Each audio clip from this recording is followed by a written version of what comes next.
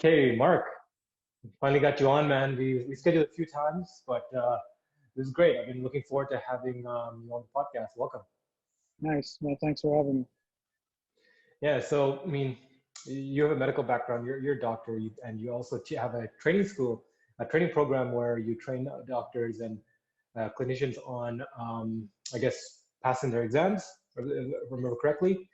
So I really want to mine you as a resource because you have an interest in tech, you have an interest in entrepreneurship, you have an interest in, of course, medicine, and you're very well connected in those industries. So what do you think is, I mean, we've been talking back and forth about this stuff, right? About Yeah. COVID and its implications. Right before we started, we were talking about how Walmart is going to cease their operations as normal. I haven't heard about that yet. Can you talk a little bit more about what Walmart's doing and what people can prepare for? I mean, I just heard about it this morning from some friends on Facebook and WhatsApp Hmm. that Walmart are going to be shutting down uh, in a week or so for 14 days or something like that. And they're just going to That's do nuts. curbside pickup to kind of reduce the amount of foot traffic, I'd imagine, in all of their brick and mortar shops to kind of combat COVID and the spread. I mean, there's a lot of Yeah. people walking around that might have it and they're asymptomatic, so they'll feel fine. But you go inside Walmart and it's like a zoo, right? So Yeah. it makes sense. I mean, we're so dependent on Walmart right now. Like Well, almost Walmart's everything we the do. well, that's I guess speaks to how big Walmart is. But Walmart's not the only place where you can go and grab all of your essentials. I mean, you can still go to Food Basics or Mm. Price. What else is it? Oh yeah, see, it's hard to even think of the other ones. Yeah, Um, right. Like no one has a right name recognition. Like you need something, you think, you can go to okay, Walmart. Dollarama. You can go on Amazon. I Yeah. I ordered something on Amazon about a week and a half ago, and I have Amazon Prime. And when I ordered it, Mm. it basically told me that even with my Prime membership, the estimated delivery would be April 22nd. And I was like, But oh my god, everyone, yeah. yeah, So everything unilaterally is now April 20th yeah. and later. But it came in a week, so and it wasn't an Oh, essential item, so it was just okay. some stationary stuff. So that's pretty good. But yeah, I mean, I don't think Walmart. I mean, was it recently that Mayor John Tory or was it Doug Ford who announced that they're going to close down all of the Canadian Tires as well and turn them into curbside pickup because they're been deemed non-essential anymore Oh, wow. or deemed no, yeah, they're not essential anymore. Yeah, so they're going to do this across the board for all the big shops, all the brick and mortars, because they have to. It's the only way we can kind of that curve that I was talking about. Otherwise, we're going to be sitting in like hibernation mode in caves for the next 2 to 3 years, uh, Jeez. right? So, Yeah, I mean, one of the first people I called when the pandemic was announced was you. Hey, can you still hear me? Hello? Yeah, I see you you frozen there, again. your signal dropped, your screen Yeah, froze. yeah. I think the Wi-Fi is being overtaxed right now.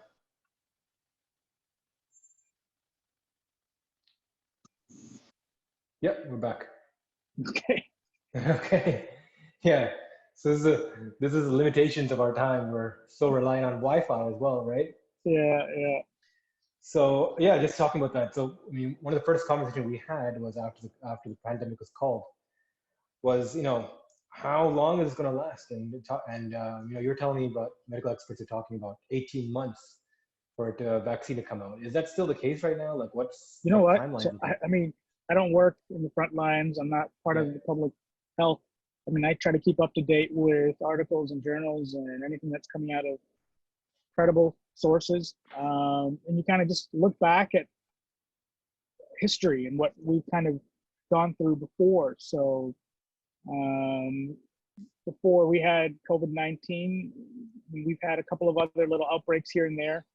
Hmm. We had Ebola in Western Africa, which didn't come across the ocean to North America, so most of us really didn't care much for it.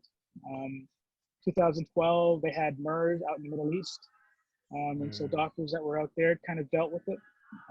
2004, we had SARS, which was kind of localized here in Toronto.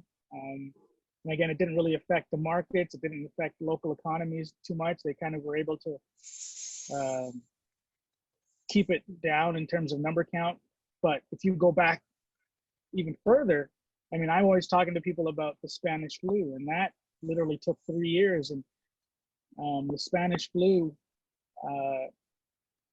the actual strain of the Spanish flu is the H1N1, and we had the H1N1 kind of strain pop up in the media a couple of years ago, I think. And the Spanish flu took out a lot of people back then. I mean, mind you, this was about 100 years ago, and so they didn't have the kind of technology or the resources that we have now, but nonetheless, it still crippled nations and brought basic large economies to their knees. So right now, you look at the way, I mean, we're in 2020 and we're finding it very hard to kind of keep this confined and bring the numbers down. We're at the point where now any data coming out of China is now not really to be taken seriously anymore. Yeah, exactly, it's questionable. So US, New York, they're getting slaughtered. Sad, and it's sad to hear that. I have friends who are practicing as physicians in the US, and so I see the messages they post, or I talk to them on Facebook and hear about kind of the ordeal they're dealing with. And it's also a scary experience for these people because you're worried about bringing it home to your family. In terms of how long this is probably going to last, I mean, you can go conservative. I heard people in Toronto, friends of mine, who are saying, "Oh, we'll be good to go by the end, worst case, the end of the summer." But that's not going to happen because flu season, the annual flu season, kicks in September, and so we're going to see a spike in people that are going to come down with symptoms of the regular flu, which is not the same as COVID, and so that's going to put a strain on hospitals because now you have to separate people that may have COVID with people that may have the seasonal flu, and they're coming in because of symptoms. And so we're probably going to see maybe another wave. I think there were some reports that China and the Wuhan province had no new cases, or they're slowly starting to go back to life as normal. And this is temporary. I wouldn't imagine something like this. A bug that's this potent to kind of just disappear on its own. I mean, you have to think about it. The coronavirus is what normally gives us seasonal cold. When most of us have the sniffles or a runny nose or something like that, it's usually because of a strain of a coronavirus or a rhinovirus, but it doesn't debilitate us. When we have something like this, COVID-19, this is like a triple threat. I mean, it'll bring you to your knees. It'll cause massive pneumonia, compromise your respiratory system, and even in the most healthiest of patients, I mean, people are dying, right? So it's not something that doctors... Could you talk a little bit more about that, the variability of this? Because it seems like some people get sick and not show any symptoms. Other people who are extremely healthy will get sick and get completely taken down by this, right? Yeah. What is with this disease that's giving such a varied outcome? Yeah, so no, this is pure science, and just the way that the human body is built, it really comes down to your own basic immunity. Some people just have really good immune responses. People that may have been passed down through genetics. For example, newborns, when they're born, those that are breastfed, they get all of their immunity, right? All of their antibodies to fight off newborn illnesses from mother's breast milk. And so it's one of the reasons why doctors encourage women to exclusively breastfeed for the first 6 months to a year. So they can get that immunity from the mom, right? So when we go and I don't know if you get the flu vaccine, I get the flu vaccine in our household because we have little ones. And it's important for people to get the flu vaccine. And it's not because it's not going to, I mean, you don't get the flu vaccine to prevent you from getting the flu. It's just to help boost your immunity. So I'll give you an example. So when the seasonal flu, the influenza virus, there are so many hundreds of different strains. And every year when we get the vaccine, all they're doing is collecting the most commonly presenting strains from around the world, and they put it together, and that's kind of how they make the vaccine. And they give it to everybody the following year in case one of those strains pop up. Sometimes it works, and sometimes there's a new strain, because these viruses, every time they multiply, there's their genetic makeup changes, and so that's how these variations occur. COVID is so new to us right now that we're still trying to fight off. I mean, we don't even know what the strain is. Everyone just talks about COVID-19, but COVID-19 isn't just like one strain. There was an article that came out that said the strain in China was different from the strain that popped up in the UK, right? So it's obviously it's mutating. The back to your question, some people who are completely healthy get taken down by it. Other people who have certain comorbidities or underlying health conditions may have no symptoms at all, or they may have, like there was one article I read where a lady in her middle age, all she had was headaches for a couple of days. And that's not even on the list of symptoms that you're looking to find. I mean, right now, if you go on Health Canada, they tell you that anyone that presents with a high fever, a dry cough, shortness of breath, should be highly suspicious of COVID. But then there's also people that have said, well, I've had some other symptoms like diarrhea, headache, sneezing, although that's not, just because you sneeze doesn't mean you have COVID. Yeah. I lost your video over here. Yeah, sorry. Yeah. So it's hard to tell at this point. All the healthcare workers are doing right now is assessing, screening, and quarantining, just to keep the numbers down. And anyone that has the symptoms or anyone that's been compromised because of their health, they've got to treat them. And that's why you hear all over the news right now about these ventilators. So the problem is the pneumonia COVID-19 is basically causing an upper respiratory infection that then leads to a lower respiratory infection, which is why it affects your lungs, right? And so normally when someone has pneumonia, it's usually just on one side of the lungs for the most part. But with COVID-19, it affects both lungs. And you have to remember why. When these virus or viral particles are kind of replicating, they're destroying the host cells. And so when a cell breaks down, all that content leaks out. So that's why you've got all that pneumonia or fluid in your lungs, I mean, if you want to simplify it that way. So I don't know, man. It's right now we don't have that much data. Can we talk about the symptoms there a little bit? Like everyone keeps talking about dry cough, but then you have symptoms of pneumonia. Isn't pneumonia like fluid in the lungs? Yeah, so you can have typical pneumonia, which is like the standard set of symptoms that most people think of when someone has pneumonia. So shortness of breath, maybe chest pain, high fever, chills. And then when we listen to a person's lungs, we can hear what we call crackles. It's the sound of the lung not being able to expand because there's fluid around it. And then you have atypical symptoms. So someone can have atypical pneumonia, which means they have pneumonia if you look under a chest x-ray, but they don't have the telltale symptoms. And that could be due to something else, for example. For example, if someone has an underlying heart condition and their heart's not pumping properly, that'll lead to fluid leaking into their lungs, right? And so that could cause crackles and rails and things of that nature. But right now, I think what Health Canada has, and what most of the local city public health offices have announced is if anyone has a high fever, shortness of breath, and a dry cough, you should be highly suspicious that you might have COVID, right? And then the other thing is, great, so you have it, but then how do you treat it? I mean, that's the other problem with, and a lot of people don't realize this, when you have any sort of viral infection, you don't have antibiotics for viruses. Viruses and bacteria are completely two different types of organisms. Viruses just basically have proteins that are encompassing the DNA material or RNA material, and that's basically what they use to replicate themselves.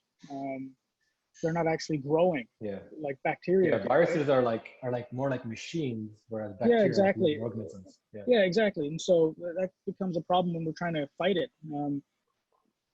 Like it's nice. I mean, I find it interesting when we're reading right now. So I know someone who's in the hospital, who's dealing with COVID. A friend of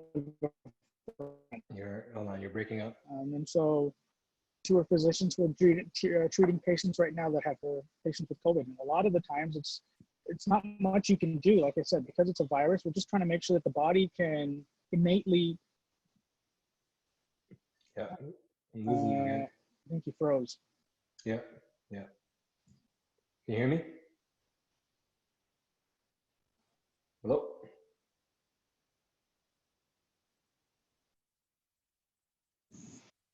Yeah, we're back. Yeah, what'd you hear last? You're a friend who's dealing with symptoms of COVID in the hospital? So I have a friend of a friend who's in the hospital right now who Mm-hmm. is fighting with COVID, and I have friends who are physicians who are treating patients with COVID. So I'm always trying to figure out what's the healthcare system doing right now in terms of management. Because it's a virus, again, you can't prescribe them antibiotics, but because they have a high fever, we can give them something to bring down the fever. So Tylenol has always been the mainstay as part of the treatment plan. Um, and then other things to kind of ensure that their body is able to kind of recover on their own. So because this is a pneumonia, I mean, you need to breathe and your lungs need to expand in order for you to breathe. But if you've got water in your lungs, you're basically drowning. Yeah. And so the people that get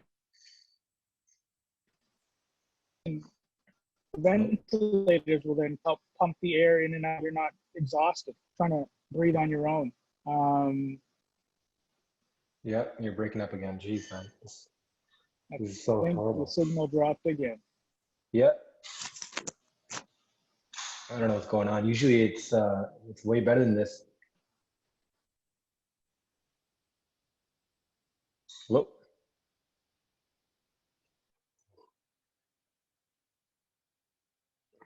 Here we go. I'm back. Yep. Can you hear me? What was the last thing I Yep. said? Not sure. It kind of started crackling and then it kind of dropped off. So can you just start off, just continue on your train of thought? So when we're talking about, I guess, the mainstay for treating patients with Yeah, COVID-19, ventilators. Yeah. yeah. So usually Tylenol to bring down the fever. Um, and if they can't breathe on their own, then that's when we bring in the ventilators. And the ventilators Mm-hmm. will help them breathe for them while the body recovers on their own. I mean, again, we're not giving them anything to fight the actual viral infection. The body's supposed to kind of do that on its own. So we're hoping and praying that their own immune system is taking care of that. So everybody's immune system is different. Some of us, if we have various health conditions, we may have a weaker immune system, and so it might be more of an uphill battle. For other people, it won't hurt them as much. I mean, you hear about athletes that get it, and they don't really get taken down by it. I mean, athletes, they're more physically conditioned. I'd imagine they'd have a stronger, healthier immune system, so they can fight these kinds of things. Versus, the individual who's sitting at home all day eating high sugar, high starch foods, not exercising. If they were to contract it, they might be in a little bit difficult situation. And then there's other things that's been coming up in the news. So people are saying that you should take a lot of vitamin C and vitamin D, high doses, to help fight COVID, which is true and not true. Vitamin C and vitamin D, all that does is really boost your immune system, Mm-hmm. right? It doesn't really actually fight COVID. It gives your immune system that added kind of boost of energy, I guess, or willpower, if you want to call it that. Mm-hmm. What else are they talking about? Chloroquine and hydroxychloroquine is something else that has been coming up, but so hydroxychloroquine is something that we use to treat malaria. And there haven't been any major studies that have proven that it works. I mean, hydroxychloroquine helps to kind of inhibit the virus from attaching to the host cell, or inhibit the virus from replicating. So in essence, in theory, it should work. I think the only study that they did came out of China. So again, are we really going to trust the data from that? I think the US and the UK, maybe even Canada, are running their own independent studies. I know Donald Trump is kind of pushing for hydroxychloroquine. There's been talk about using patients' plasma. So plasma is basically your blood minus the actual cells. So if someone who had it, who had COVID-19 and recovered, if we were to take their plasma, they've got antibodies in there, and we can just give it to people who are sick, and hopefully they can kind of leverage those antibodies to get them feeling better. So there's so many different suggestions on how to fight this. Eventually, we'll figure out how to do it. But in the meantime, how is the scientific community being mobilized to test and resources? Yeah, so this is where now science kind of crosses over with entrepreneurship and the startup community, right? So this is why it's fascinating. So you've got a lot of companies. I mean, there's companies now coming out of Silicon Valley. I think even out of Mars here in Toronto.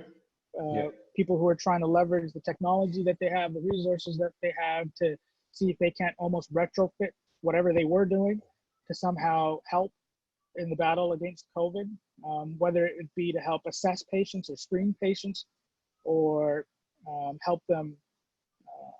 So here, a simple example is the ventilators right now that the U.S. is kind of desperate to have, and you've got companies like Tesla that are, taking apart pieces from their Model 3 and putting together a ventilator. You've got tech companies that are offering their services in that regard. I think it's kind of, I mean, it's sad in a way that all of this ingenuity and innovation is happening as a result of this pandemic. But it's also fascinating because if you kind of fast forward maybe 5-10 years from now, think about all the new technologies that are going to arise as a result of this.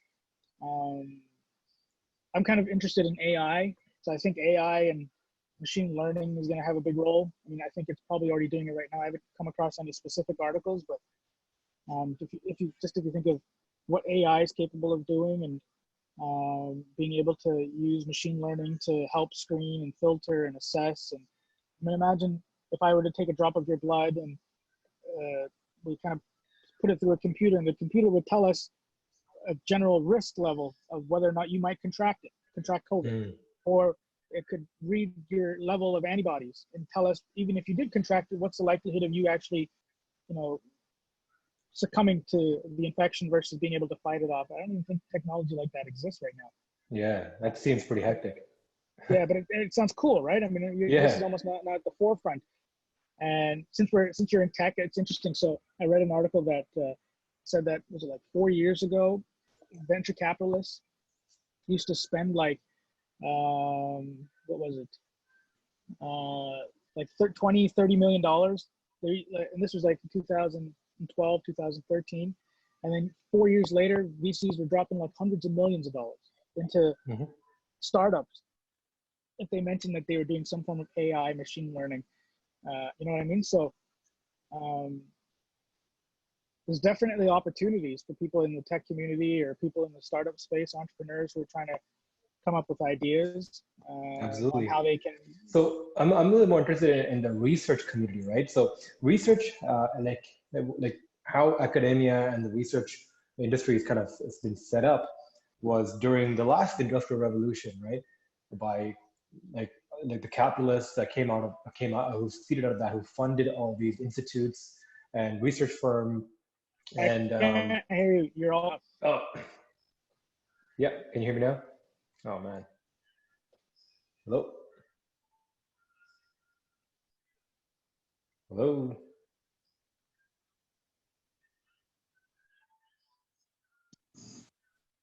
There we go. Ravi, I have no clue what your question was. You were breaking up in the beginning when you started. Yeah, it was less of a question, but an observation, right? Like, so the medical, especially the research community, right? The academia and the research side of things, where they're doing trials and clinical research.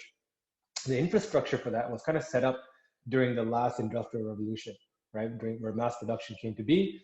And like the winners of that, the capitalists that came out of that, funded institutes and societies that really drove research. And looking into it, like it's kind of been backdated in a way that like there are gatekeepers when it comes to research, right? Where it kind of slows down the research pipelines, and a lot of politics too, right? If you want to get yourself published, well, the editor in charge of that publishing journal, might not have a viewpoint of what is like the I guess the paradigm that they believe in, right? Especially in the soft sciences, but in hard scientists, like it's been an issue. Like one of the key issues I'm learning about was when DNA was coming into the forefront, right?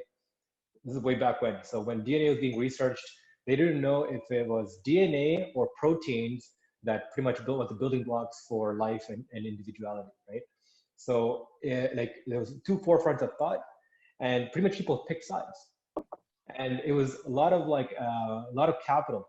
I forgot what institute that did it, but the Carnegies of the world and Wall Street kind of picked DNA to be the winner, and they funded projects and funded research in that field to pump it up in the idea of building the pharmaceutical industry.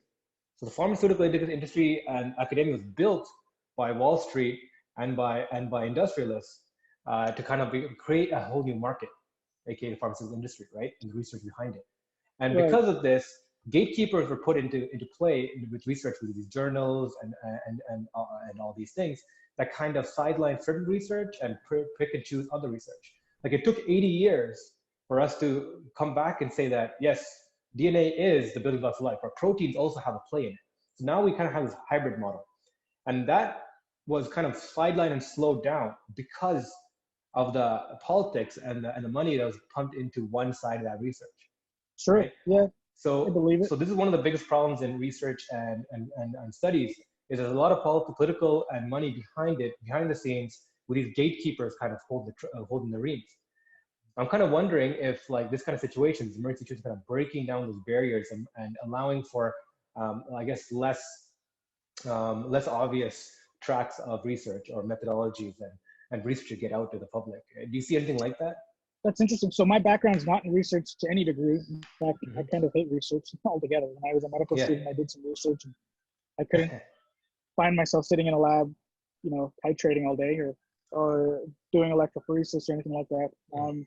But I believe it. I mean, now we're talking more about politics and lobbying and people who have influence through money and power who can kind of persuade the powers that be. So when we're talking about DNA and versus proteins, I mean, that's kind of what the basis of gene therapy is, right? I mean, pharmaceutical companies made a killing off of being able to create certain medications that played to someone's genetic makeup and help them overcome certain sicknesses and diseases. And were there people that came up on top? Absolutely. I mean, we're talking about like the Industrial Revolution. So, I mean, all of this stuff that happened in terms of, so we talk about the U.S. being like the powerhouse in the world in terms of strong economy and jobs and innovation, yada yada. But that only resulted because of circumstance.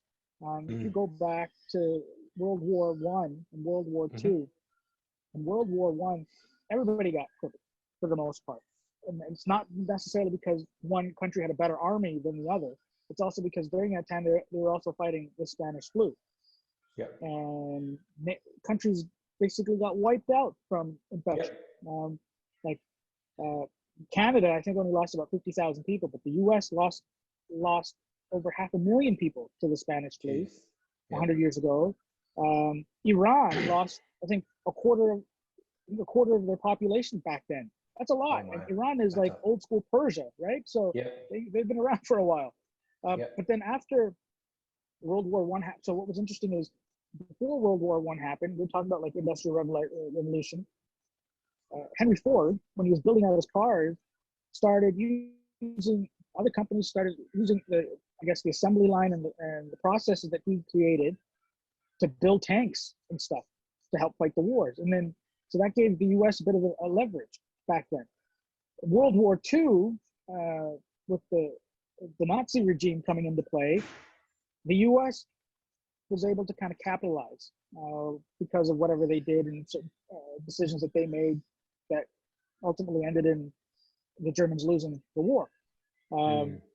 But since then, the U.S. has been booming, right? And so they've been able to kind of have a strong footing, even though you've got countries like China and Singapore, Israel, that are also very strong nations that have a lot of innovation, that they have a lot of tech. China's big for manufacturing. Right now, a lot of issues are happening because of COVID. I mean, we're going through a recession. No one wants to say it. But if you look at the markets, if you look at what's happening around the world, it sounds like we're going into, if we're not already in it, a recession of sorts. And even through all this, now people are trying to decide who stays on top, because someone's got to come out on top. And it's whoever comes out on top that's going to be able to make decisions for the next 20, 30 years, because they can leverage the success of them being able to, I guess, beat COVID in their nation. Like right now, you've got nations that were bickering before COVID, now helping each other, right? Like everyone was upset with Russia, and then Putin's like helping them by sending them masks and sending them PPE and things like that. So what happened to the argument we had beforehand? Do we not talk about it anymore? Or what about the protests that were happening in Hong Kong? As soon as COVID came out, everybody stopped protesting and went home. Yeah. Right? So there's a lot of other underlying plays that are happening, and most people don't pay attention to these things because it doesn't really affect them. And at this point, we're all just worried about staying alive and staying safe and making sure our family is taken care of. But you're right. I mean, there's going to be something. I mean, there's underlying plays that are happening that we don't see that'll affect a lot of different industries. I mean, we were talking about it before. Mom and pop shops, they're probably going to get hit hard, and the way we do business is going to change. And now people are saying, well, if everyone's working from home, what's the purpose of going to the office anymore? Like once we get better and they, remove the red tape and say, everybody go back out and enjoy life. How many employees are going to say, well, I've kind of been okay functioning at home. Why do I need to come to the office? Right. And so I don't know. There's a lot of things that are going to happen as a result of this, I find. Hopefully we all stay alive and safe to witness it, right? Absolutely, man. Absolutely. I think that's the main part of this is the changing landscape of everything, right? From global politics to localities, from entrepreneurship to supply chains. Everything's kind of shifting very quickly. Yeah, and if you're an entrepreneur, your mind's also churning the entire time, trying to see where can I kind of fit in a product or create something that will add value somewhere along this value chain. Specifically in this opportunity, I mean, it sounds almost selfish that you're trying to capitalize during the crisis, but that hasn't stopped Amazon from, projecting crazy figures, So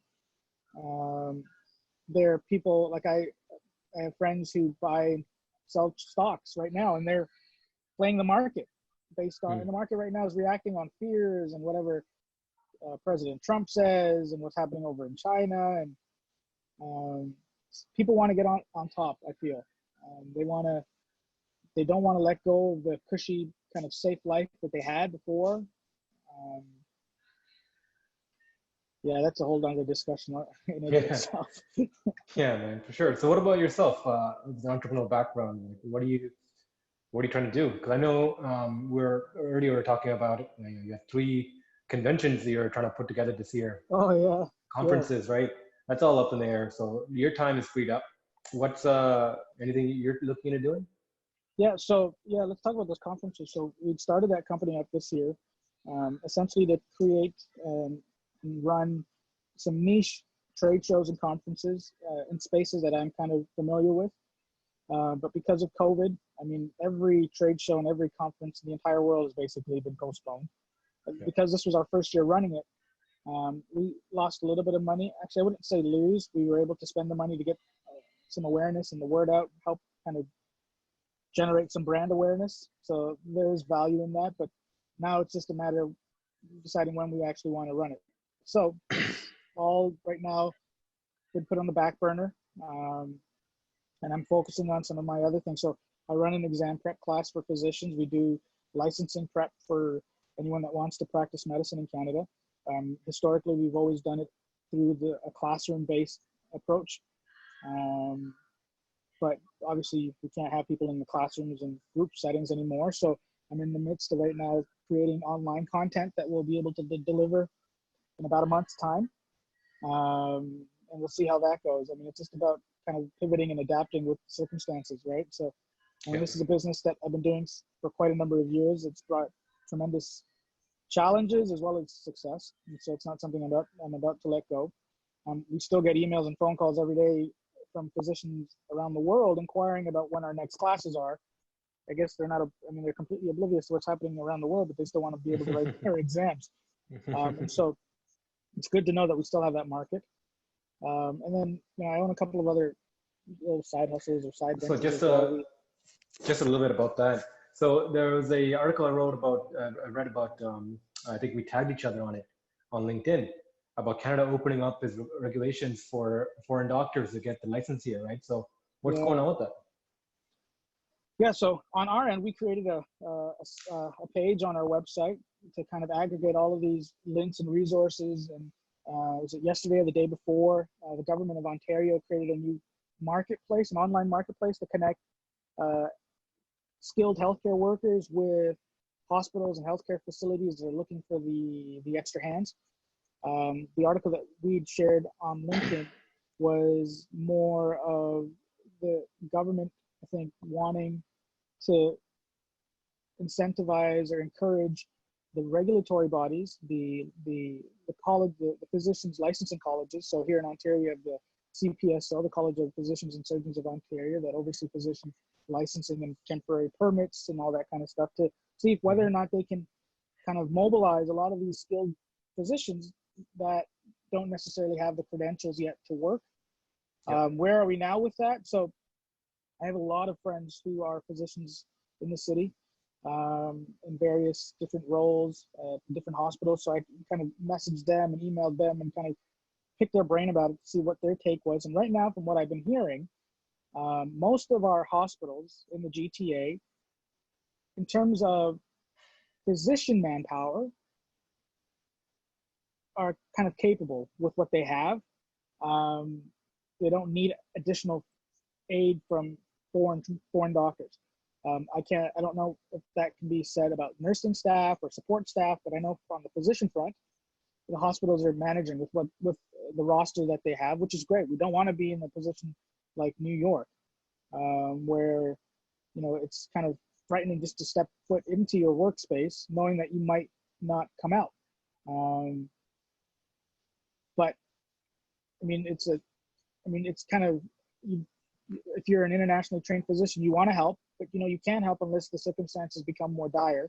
But then you don't want it to get worse either, for personal reasons, obviously, right? So, of course, at this point, I don't think there's been much progress. From what I heard in the grapevine is, I think the college issued maybe 10 or 12 temporary permits, and these permits are only 30 days long. And there are some caveats. It's not enough that you just went to medical school somewhere in the world. You had to have. Sorry, so these are permits to work? Permits for international doctors to work? So, don't quote me on this. These are basically temporary, restricted permits I'm not even sure you're getting paid for this. Pretty sure it's voluntary basis.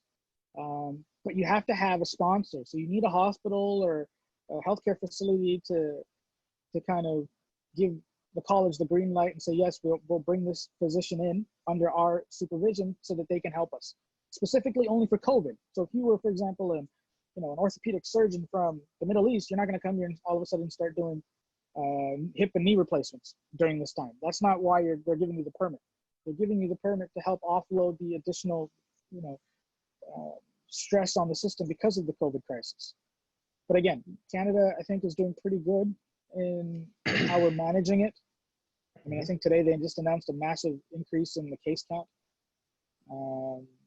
So again, the days, every day it's a different thing. I mean, Prime Minister Trudeau, every day he comes on and gives us some more information. And that's the other thing. The government's like printing money left, right, and center right now, trying to bail everybody out. And eventually this is going to come bite us all back in the butt. But right now we're on survival mode. Businesses are trying to survive. Families are trying to survive, right? So you do what you need to do. And we're at the point where it's just like, let's do everything that we need to do now, and then we'll look back at it all later, once we come out at the other end. No, let's not hire the consultants and run all the risk analysis right now. We don't have time for that, right? But yeah. Cool. I guess one last thing I have to ask for you: any cool projects you're seeing right now that you're following, or super interested in yourself? Yeah.